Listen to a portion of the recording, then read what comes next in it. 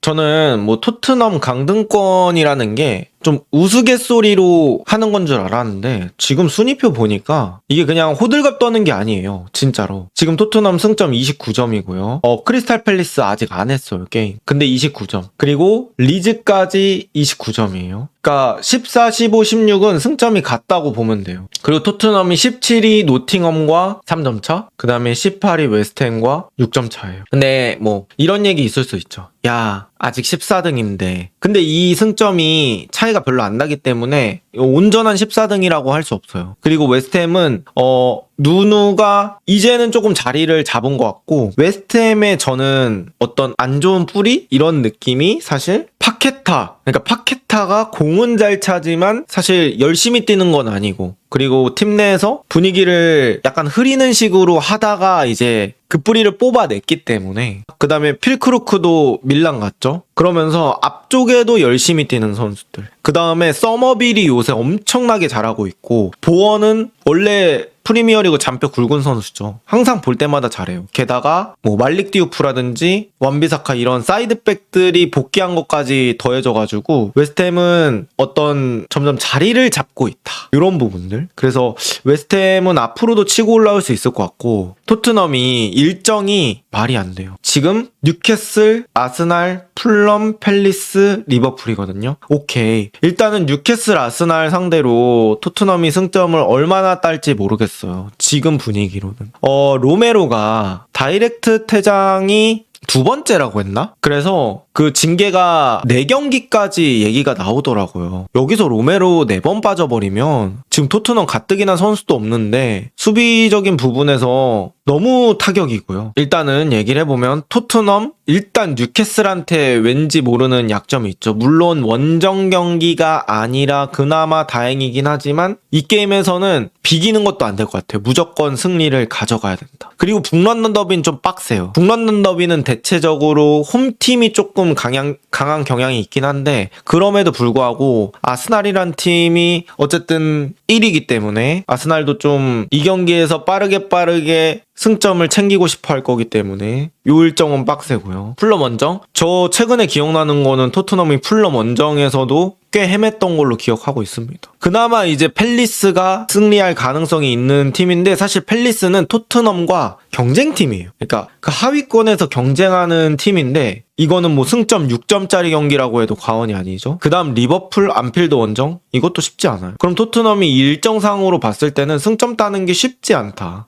자, 보세요. 토트넘이 25경기 했고 이제 13경기 정도 남았습니다. 그리고 제가 알기로는 강등권 평균 승점이 한 36점? 그러니까 18등 평균 승점이 한 36점 정도 돼요. 토트넘이 13경기 남았는데 지금부터 그래도 한 10점? 11점 이상은 따서 40점 위로 올라가야 어느 정도 안정적으로 강등을 피할 수 있거든요. 일단 이 얘기가 나오는 거 자체가 토트넘이 진짜 안 좋은 상황이다. 이렇게 볼 수 있을 것 같고, 그러니까 토트넘이 남은 13경기 동안 승점 1점 이상씩은 따야 돼요. 한 경기. 그래야 요 강등을 탈피할 수 있다. 그리고 팀적으로 봤을 때 토트넘이 그동안 대부분 10등 안에 들던 팀이거든요. 근데 뭐 지난 시즌 17등, 이번 시즌 여기 순위, 이거 팀 자체 상황이 되게 잘못 가고 있는 거죠. 이게 2010년부터 토트넘의 리그 순위예요. 5등, 4등, 5등, 6등, 5등, 3등, 2등, 3등 이렇게 가다가, 그러니까 거의 10년 이상 동안 최저 순위가 8등이었던 팀이에요. 근데 이렇게 팍 떨어질 수가 있냐. 이 시즌은 유로파리그 우승해서 한 번쯤은 그래 이러고 넘어갈 수 있는데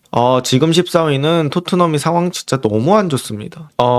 지금 보니까 38경기 체제가 되고 나서 가장 높은 점수로 강등당했던 팀이 웨스트햄인데요. 0203 시즌이고 그때 승점 42점으로 강등당했대요. 그러니까 최악의 상황으로 봤을 때는 42점까지도 강등을 대비를 해야 된다. 토트넘 29점이니까 42점이면 13점 더 따야 되죠. 4경기 정도 이겨야 돼요. 13경기 중에 4경기. 그러면 거의 3분의 1 정도 이겨야 되는데 지금 토트넘이 25경기 동안 29점을 땄기 때문에 거의 한 경기당 1점이 조금 넘는 승점을 땄기 때문에 이 추후 일정이 참 걱정이 많이 된다. 이런 상황이라고 볼 수 있을 것 같습니다. 그리고 더 문제는 토트넘이 진짜 말도 안 되는 부상 상황이 있다는 거예요. 스펜스, 단소, 벤 데이비스, 포로, 클루셉, 메디슨, 베리발, 벤탄쿠르, 쿠두스, 히샬리송. 이걸로 스쿼드 꾸려도 돼요. 여기다 그냥 골키퍼만 넣으면은 그냥 라인업이에요. 이게 안 되는 팀은 부상까지 이렇게 겹쳐버린다니까요. 여기에 로메로가 몇 경기 못 나오니까 아니 오늘 드라구신 하는 거 봤는데 사실 드라구신은 경기 감각이 많이 떨어져 있는 상태죠. 아무래도 십자인대 부상이다 보니까 장기 부상으로 인해서 경기 너무 못 뛰었고 그러다 보니까 압박이 들어왔을 때 그런 것들이 대처가 안 되거든요. 근데 반더벤, 드라구신으로 이 수비를 견뎌내는 것도 또 쉽지 않고 그 다음에 뭐 소우자 같은 선수?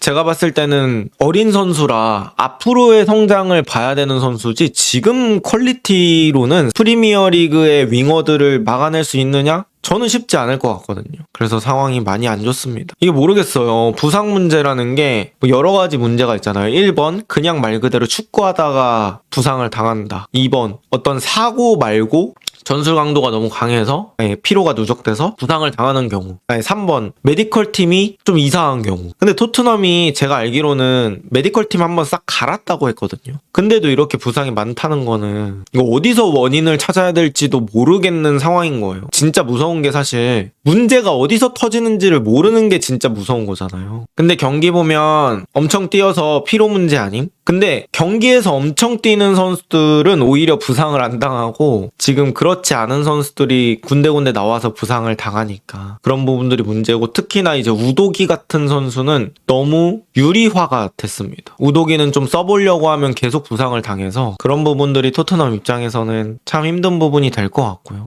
저는 뭐 여태까지 프랭크 감독 경질 얘기를 많이 했던 사람이지만 솔직히 이번 경기는 프랭크 감독이 그래도 할 만큼은 하지 않았나. 뭐 당연히 졌으니까 잘했다는 얘기는 하기 어렵겠죠. 그럼에도 뭔가 어떤 큰 사고가 있었어서 이건 되돌리기 좀 쉽지 않았던 것 같아요. 상대가 맨유인 것도 좀 컸고 그리고 제가 봤을 때는 경질 타이밍을 일단 놓친 것 같아요. 할 거면 외엠 전에 하고 그렇지 않으면은 지금은 조금 늦은 것 같고 사실 팀 상황이 이런 상황에서 경질하면은 글쎄요. 저는 토트넘이 반등하는 게 쉽지 않을 것 같고 오히려 지금 챔스가 약간 독이 될 수도 있는 상황이에요. 어쨌든 경기 수가 있는 상황이기 때문에 토트넘이 리그도 강등을 안 당하는 선에서 또 챔스를 잘 챙겨야 될 것 같아요. 근데 요새 토트넘 좀 플레이 스타일이 좀 바뀌었잖아요. 뭔가 가장 초반에는 수비 베이스로 해가지고 단단한 방패로 세트피스나 이런 데서 득점 벌려놓고 그 다음에 수비로 버티다가 또 득점하고 이런 식으로 했었던 게 토트넘이라면 요즘은 좀 바뀌었어요. 요즘은 프랭크 감독이 그냥 가운데 많이 뛰는 선수들 위주로 집어넣고 그런 선수들밖에 안 남긴 했지만요. 어쨌든 그렇게 집어넣고 많이 뛰고 근데 앞에 솔랑키, 오도베르, 시몬스가 있다 보니까 또 공격도 나쁘지가 않은 장면들이 꽤 나와요. 그래서 요 팀 컬러로 가면 되지 않나 싶은 찰나에 맨유가 요새 엄청 잘하고 있는데도 토트넘이 그래도 11대 11일 때 전반전 좀 게임이 되네? 라고 얘기하려던 찰나에 로메로의 큰 사고. 이거는 로메로가 팀한테 너무 많은 민폐를 끼친 사건이었던 것 같습니다. 이 시즌에서 되게 중요한 사건이 될 것 같아요. 저는 그렇게 퇴장 당한 적이 없는 게 아닌데 주장이고 경험이 있을 만큼 있는 선수인데 거기서 그런 태클을? 저는 진짜 도저히 상상이 잘 안 가더라고요. 그리고 이 타이밍이 되게 애매하죠. 본인이 이제 SNS에 강하게 얘기를 했는데 딱 그 다음 경기에 이런 상황이 되다 보니까 본인의 발언이 힘이 약해지죠. 당연히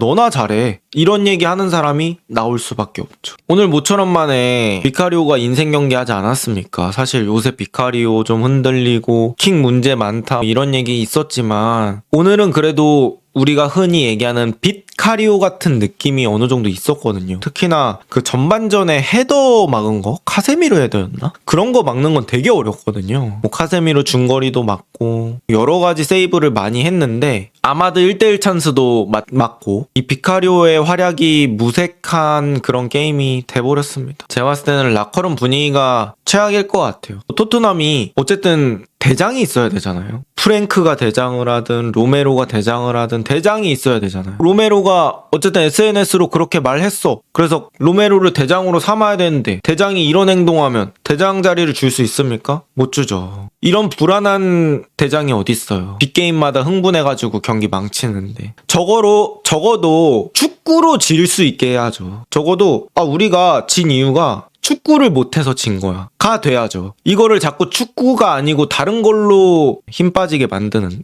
그 행동을 하는 게 주장인데 문제는 뭐냐면 로메로가 뭐 만약에 그런 발언과 이번 사건 이런 것들을 반영해서 주장 완장을 뺐어요. 그 다음 달 사람이 좀 애매해져요. 물론 메디슨이라는 선수가 있긴 하지만 어쨌든 메디슨은 이번 시즌에 못 돌아오잖아요. 이게 토트넘이 다른 것도 다른 건데 손흥민의 어떤 영향력도 정말 컸던 것 같아요. 짬도 있고 실력도 있고 영어도 되고 그리고 선수들이 리스펙할 수밖에 없잖아요. 프리미어리그에서 이런 것들이 많기 때문에. 그리고 손흥민 선수가 제가 봤을 때는 되게 친화력도 좋고 잘 챙기거든요. 외향적인 리더라고 해야 되나? 그래서 이제 소극적인 선수들한테도 가서 이렇게 손을 뻗고 이렇게 챙겨주는 그런 게 있어서 전체적으로 이 분위기가 유지될 수 있었던 부분이 있는 것 같은데 그리고 그런 부분이 축구에서는 상당히 중요한데 우리가 팀이니까 같이 가야 되니까 근데 그런 리더의 상실? 이런 것들도 내가 한국 사람이라서 그런 게 아니라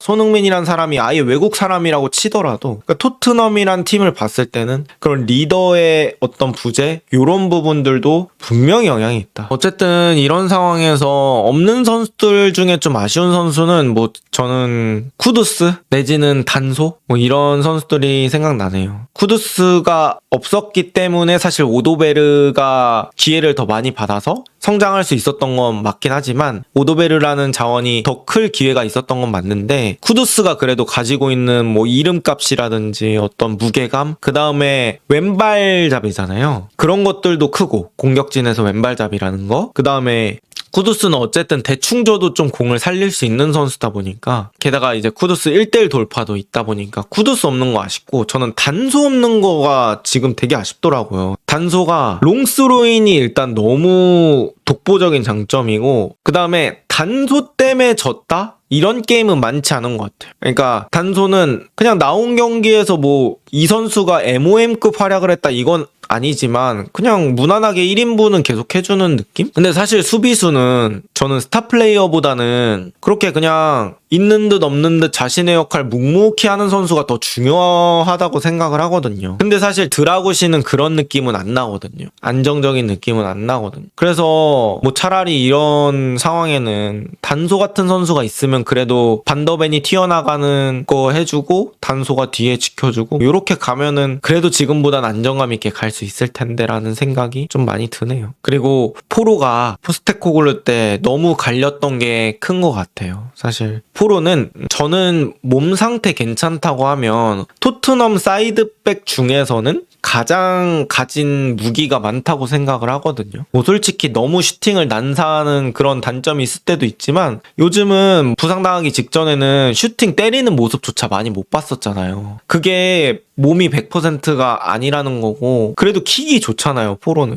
그래도 위쪽으로 올라가는 부분들 뭐 수비도 어느 정도 성장한 부분들 이런 부분들이 있기 때문에 포로가 가장 다양하게 토트넘에서 활용할 수 있었던 선수인데 너무 아껴 쓰지 않다 보니까 이 포로의 부재까지 그렇게 3명이 좀 저는 느껴지는 것 같습니다. 쿨루센 메디슨은 그냥 없는 선수 같아가지고 이 프랭크 체제에서 둘이 쓰이는 거를 뭐 거의 못 보다 보니까 그 선수는 아예 얘기할 수조차 없고. 저는 뭐 너무 당연한 얘기긴 한데 토트넘의 멤버 지금 다 있었잖아요. 올 풀주전이다. 저는 이거보다 훨씬 더 잘할 수 있다고 생각합니다. 뭐 너무 당연한 얘기긴 한데 토트넘 풀 멤버 있을 때 저는 스쿼드 그렇게 나쁜 편 아니라고 생각하거든요. 흥분하지 않는 로메로 반더벤, 거기에 이제 포로 우도기, 포백은 완성도 상당히 높다. 거기에 뭐 가운데가 조금 약하다고 할지라도 뭐 메디슨, 클루셉, 뭐 요즘 잘하는 시몬스 뭐 이런 선수들 있으면 공격력은 좋고, 솔랑키도 프리미어리그 톱 중에서는 가진 게 많은 선수고, 쿠두스 같은 선수까지 딱 돌아온다? 그러면은